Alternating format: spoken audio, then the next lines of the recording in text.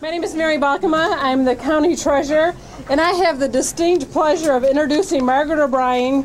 And I also have a 3-leaf clover I can kind of hold.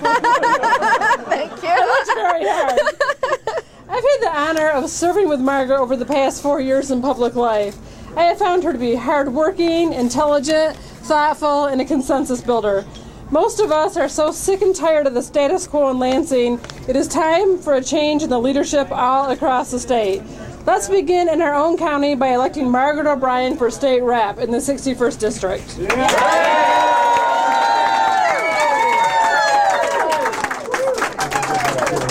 There's an Irish blessing that reads, "May your pockets be heavy and your heart be light. May good luck pursue you each morning and night."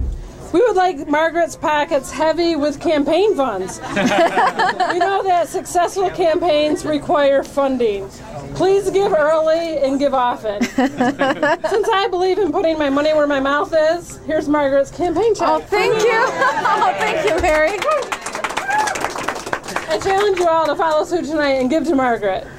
Lastly, I would like to leave Margaret with this Irish proverb. May the road rise to meet you. May the wind always be at your back. May the sun shine warm upon your face and rains fall soft upon your fields. Until we meet again, may God hold you in the hollow of his hand. Oh, thank you. Thanks, Mary. Well, thank you very much. That was quite the introduction. I'm going to have Mary introduce me everywhere I go.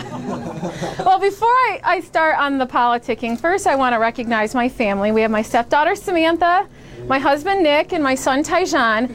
And I also need to wish a happy anniversary to my husband. It is our 7-year wedding anniversary. So lucky number 7, right? And I anticipate many more happy anniversaries with him.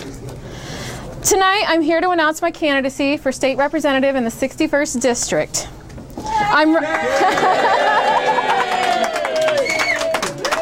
Okay, I'm taking Fran everywhere I go, too.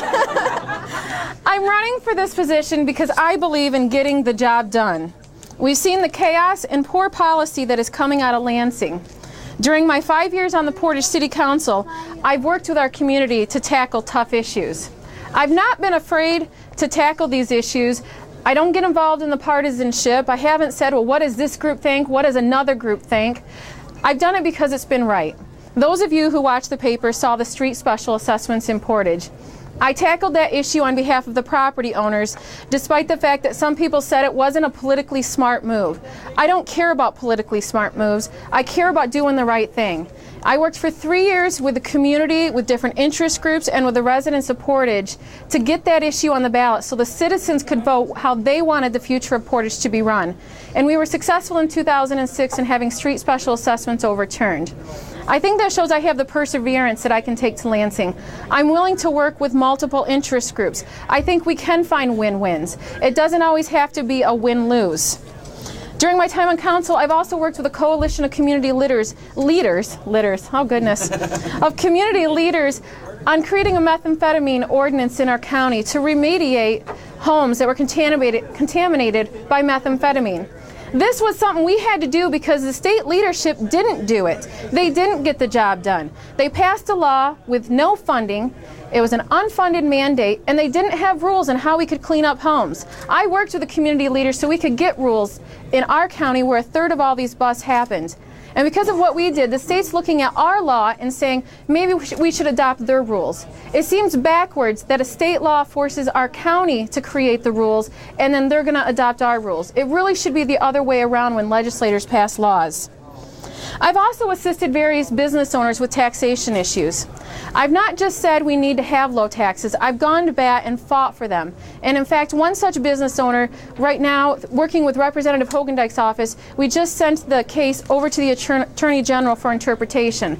So I understand how to work with the state. I'm not just talking and saying I hope to do something. I'm saying that I am doing something and I want to be able to do it at a higher level for the citizens. I've also worked with MDOT and other state entities in trying to resolve local issues that the state has caused. Now, many of you know parts of me, but not all of me. I grew up in the township. I grew up in Pavilion and Texas Townships on dairy farms. I understand the area and I understand the distinct differences between townships and cities.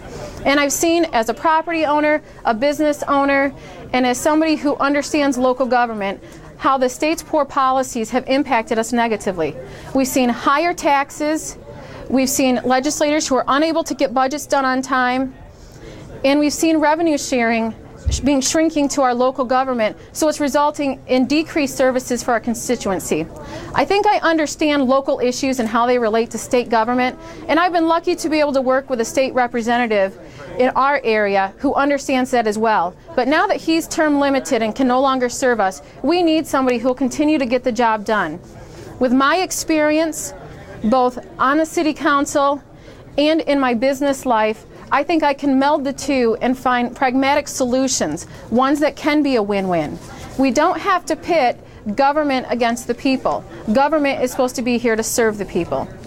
So tonight, Mary so eloquently put it that it's going to take a big effort. This race is not about me. It is about us in this room. It's about everybody in the community.